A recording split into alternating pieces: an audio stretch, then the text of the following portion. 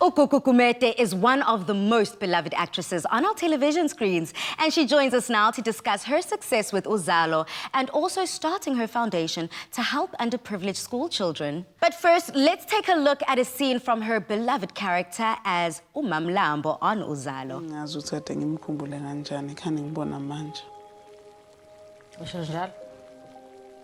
Buka uthonzakalani imina ngedwa umfazi wakhe wamanje yazi uzuyangifundisa ngisho nokudrive yize noma nje phela sesithi sihamba wabona uMangcobo wamhuthele efuna lokuthi asibuke kodwa ke asikho lapho into ebalekile la ukuthi ngijabule.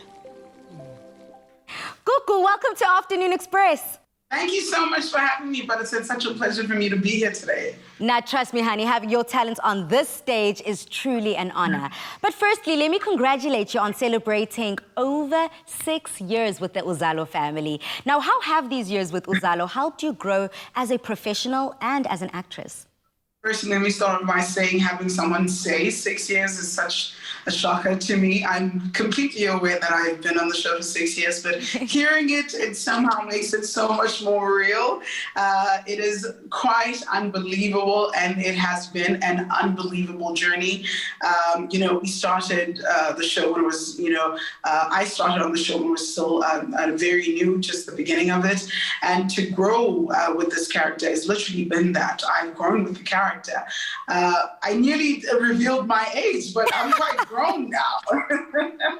And it's been so amazing playing a character that is so different from me. And I think that's what makes it special, bringing something that you are not to the screen and having people enjoy it. We're completely overjoyed that South Africa has accepted us into their homes for this long. Yeah, I mean, I personally have been privileged enough to grace the set of Uzalo, not as an actress, South Africa, don't get excited. But just in my presenting capacity here, it's been truly a family structure. So I completely understand how you can knock off 6 years unstoppable action on the show. But I haven't stopped there with congratulating you. I congratulate you one more time, girl, for hitting 1 million follower mark on Instagram. Now that is unheard of. That is huge. So what does this milestone on social media as recognition mean to you? Let me start off by saying this, Melissa. To actually get me to even start a social media account was such work for my colleagues, on the show. Kaya Dada, Noxie Mabiga, they were the ones who kind of forced me to join Instagram and to join social media because I'm such a private human being. And I was like, I don't feel like, I've got a lot to offer. I don't feel like I can do it. And they motivated me. And today I'm shockingly able to say that I've crossed over the threshold of 1 million. I am completely appreciative of South Africa, the way that everyone has received me, not just South Africa, but it's been, Africa as a whole, I guess so. I'm coming back to your role on Uzalo. I believe that getting in and out of character due to the differences in age and circumstances hasn't always been the easiest thing to deal with your mental health journey. So how has your character of Lambo changed the way that you think and behave, or just respond to your normal everyday situations or routines? Well, in the beginning, it was very difficult. It was a long road. But because I've played the character for such a long time, as soon as I put on the costume, I automatically become Lambo. And most of the time I find myself, even speaking like her. The mannerisms are hers. It's no longer Ukuku, But I think, we have to acknowledge the fact that Lambo is such a complex character. And because of the fact that she's a spiritual being, she is a prophet. And right now we're currently shooting episodes where she's delving so deep into it.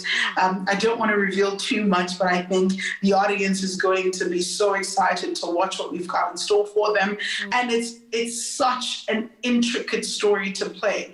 But because I've been on this journey with her, and she's been a close friend of mine, she's been my gal for the past 6 years. So it's easier, but it's definitely always every day having to work at it because it is so emotional. And especially if you're delving into the world of the ancestors. That's a different realm.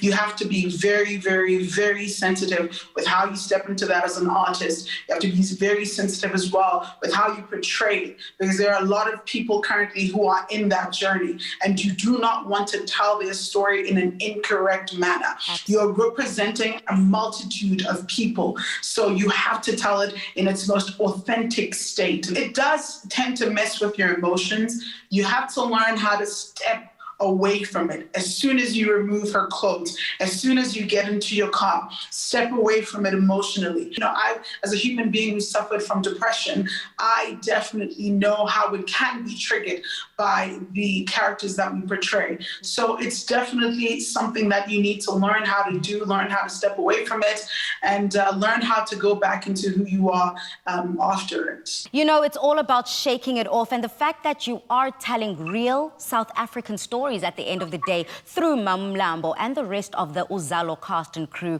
I think that is something that you have to definitely tread lightly, but go full force and do not tire. Now, you are running the Ngunikazi Foundation. Now, what work are you doing, and what are some of the main areas of focus?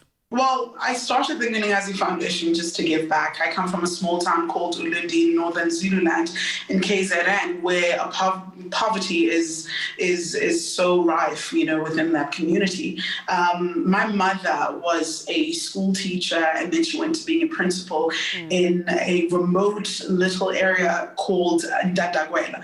And in this area, we've got Ndadagwela Primary School, where she was, again, a teacher and then a principal.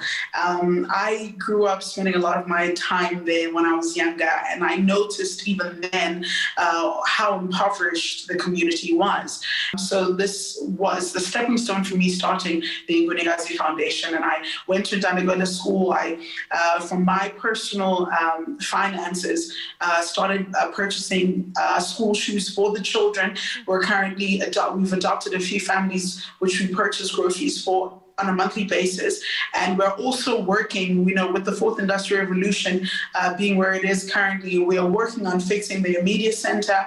We're working on purchasing computers for them. So we're trying to get the 4IR program going into these primary schools, so that even when they get to high schools, when they get to university, they already know what they want to study. I think what stands out for us here on Afternoon Express, and why we had to highlight you, not only in your actress and your talents in front of the stage, but it's also the work that you do behind the cameras, your philanthropic efforts and your heart. And that's what we find so exemplary here on our show. I have to thank you so much for this conversation. Thank you so much for being real and just bringing yourself to the show. And I'm sure all of your fans are loving the conversation. Goodbye, Gugu. Thank you. Bye. Now, what an example Gugu Gumede is to all of our viewers. No matter how high she climbs her ladder, she never forgot her roots and continues to work hard for her community, especially for our younger generations.